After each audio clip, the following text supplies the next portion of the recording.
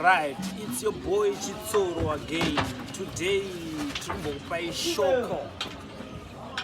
Shoko ready nas to Luke chapter 5, verse 4 and 5.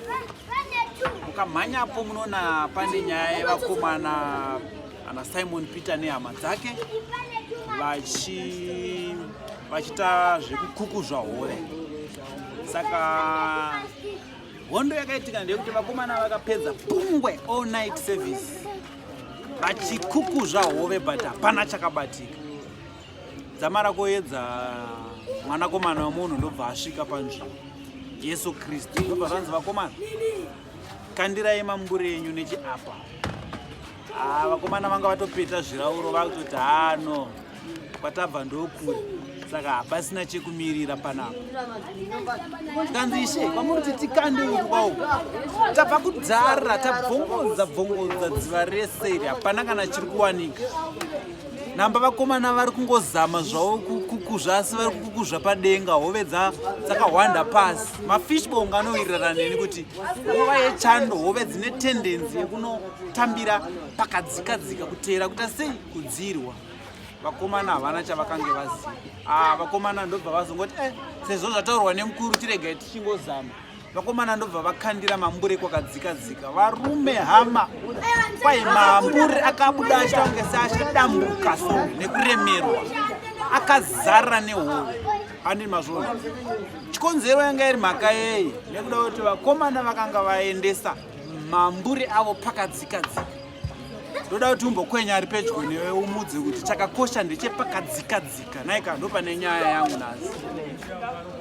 Saka hazvinei kuti iwewe mulife situation yako waihandla nguva yakareba sei kana kuti whatever you are doing wazviita nguva yakareba sei hazvisi kufaya hazvisi kufamba. Haikusiko kune nyaya haisi pakuita sei pakureba kana kukura kwenguva. Nyaya iri padepth yezvinhu zvacho ndo pane nyaya. Saka nokudaro zvakafanana nevakomana vanonhingirikira vanoziva zvepfuti vaivai vanotoziva kuti pfuti ikareba bharel kudayo hakusiriko kuti ndoinzi inouraya. Unogona kutondirova nebhazuka rakareba kudayo asi kana usinondirova pakadzikadzika ina handiti uri kubata pane nyaya yacho. Saka mongo wenyaya ndepakaita sei pakadzikadzika.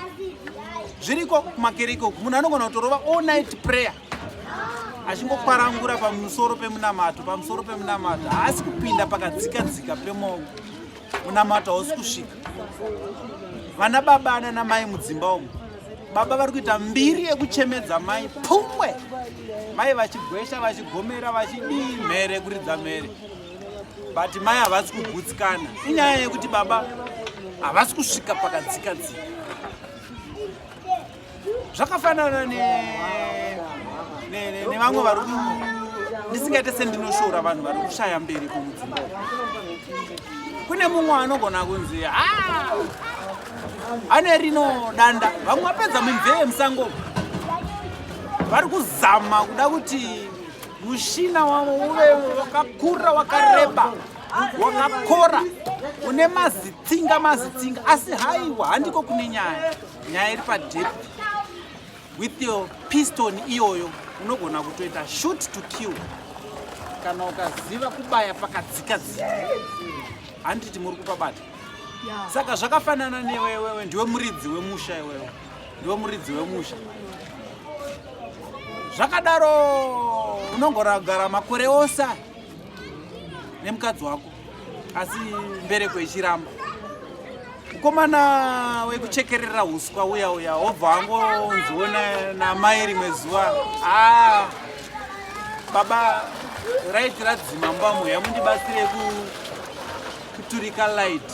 Vakomana garden boy munongoziva kuti anenge ari munhu wakashinga zvakadii.